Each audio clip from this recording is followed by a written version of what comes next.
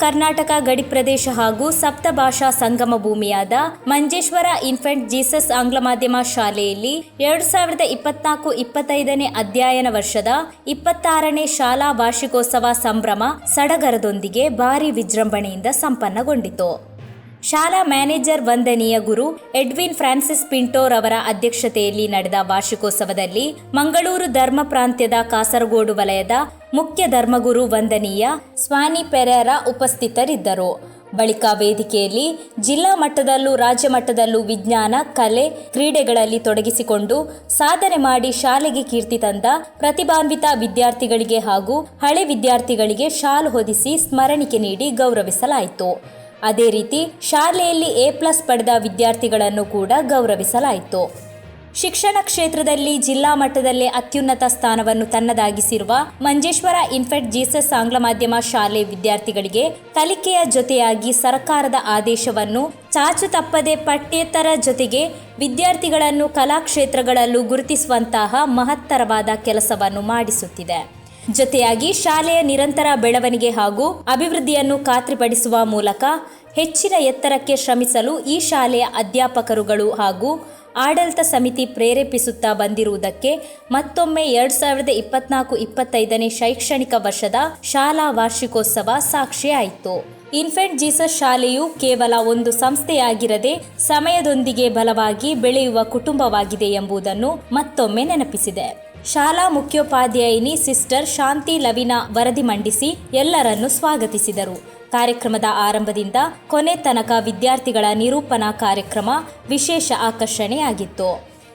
ಮುಖ್ಯ ಅತಿಥಿಯಾಗಿ ಆಗಮಿಸಿದ ಕಾಸರಗೋಡು ವಲಯದ ಮುಖ್ಯ ಧರ್ಮಗುರು ವಂದನೀಯ ಸ್ವಾನಿ ಪೆರೇರಾರವರು ಮಾತನಾಡಿ, ಇವತ್ತಿನ ಇಲ್ಲಿಯ ವಾತಾವರಣ ಹಾಗೂ ಸೇರಿದ ಮಂದಿಯನ್ನು ಹಾಗೂ ಅವರ ಮುಖಭಾವವನ್ನು ನೋಡುವಾಗ ತುಂಬಾ ಖುಷಿಯಾಗುತ್ತಿದೆ.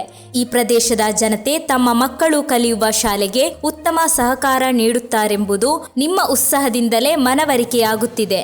ಹೀಗೆ ಮುಂದುವರಿಯಲಿ ಎಂದು ಹೇಳಿ ಆಡಳಿತ ಮಂಡಳಿ ಹಾಗೂ ಪೋಷಕರನ್ನು ಅಭಿನಂದಿಸುತ್ತಾ ಕಾರ್ಯಕ್ರಮಕ್ಕೆ ಶುಭ ಹಾರೈಸಿದರು. So that we say we begin at 5:30 and sometimes we have to wait up to 6:30 so that parents come. But I found quite surprisingly, happily surprised to see such a huge gathering on time. And I was here at 3 o'clock and I thought nobody would be here. But by that time, half the audience place was filled. So first of all, it's a happy news that why it happens so. It happens so because you are concerned about your children. You are also concerned about the school that is taking care of your children. So it's a happy thing. Let that spirit be always there, so that with the school we cater to our children, and it is a happy sign that I find. Second thing, I would like to appreciate the school administration, the correspondent, the manager, and the headmistress.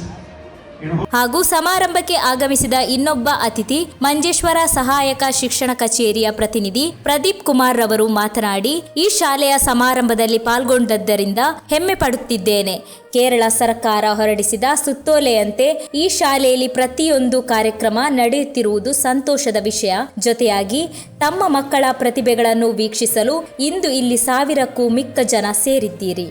ಕಲಾ ಕ್ಷೇತ್ರಗಳಲ್ಲಿರುವ ವಿದ್ಯಾರ್ಥಿಗಳನ್ನು ಗುರುತಿಸುವ ಕಾರ್ಯ ಇದೇ ರೀತಿ ಮುಂದುವರಿಯಲಿ ಎಂದು ಹೇಳಿ ಕಾರ್ಯಕ್ರಮಕ್ಕೆ ಶುಭ ಹಾರೈಸಿದರು.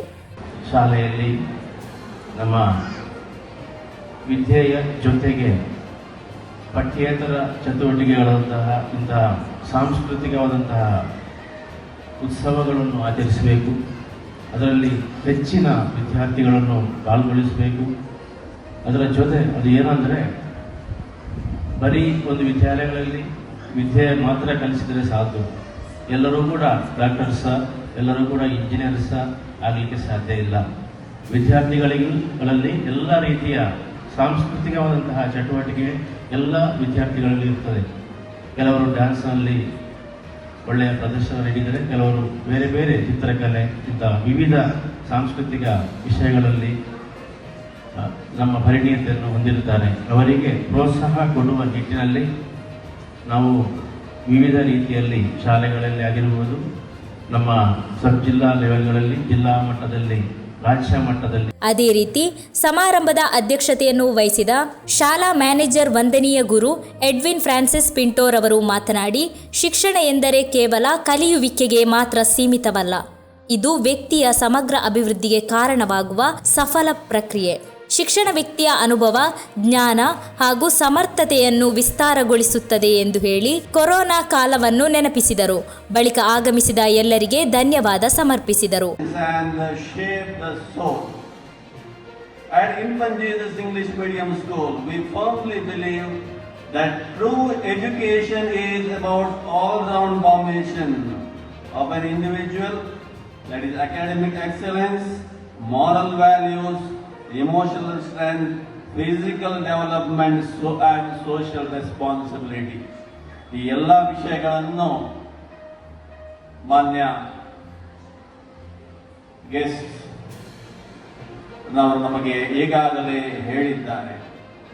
ಕೇವಲ ಎಜುಕೇಶನ್ ಎಂದರೆ ನಮ್ಮ ಮೈಂಡ್ ಅನ್ನು ಫಿಲ್ ಮಾಡುವುದು ಅಲ್ಲ, ಅದು ನಮಗೆ ಎಮರ್ಜೆನ್ಸಿಗೆ ಯಾವುದಕ್ಕೆ ಕೂಡ ಬರುವುದಿಲ್ಲ. ಖಾಲಿ ಹೆಡ್ ಲೆವೆಲ್ ಇದ್ದರೆ ನೋಡಿ, ಒಂದು 4 ವರ್ಷದ ಮೊದಲು 3 ವರ್ಷದ ಕೊರೋನಾ ಬಂತು.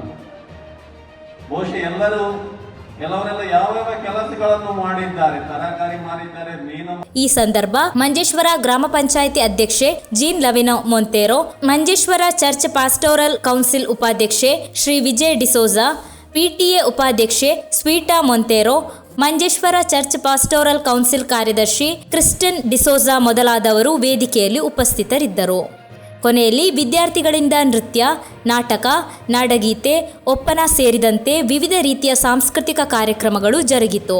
ಕಾರ್ಯಕ್ರಮ ವೀಕ್ಷಿಸಲು ಪೋಷಕರು, ಊರವರು ಸೇರಿದಂತೆ ಸಹಸ್ರಾರು ಮಂದಿ ಪಾಲ್ಗೊಂಡರು. ಕೊನೆಯಲ್ಲಿ ಶ್ರೀಮತಿ ಜಯಶ್ರೀ ಲಕ್ಷ್ಮಣ್ ವಂದಿಸಿದರು.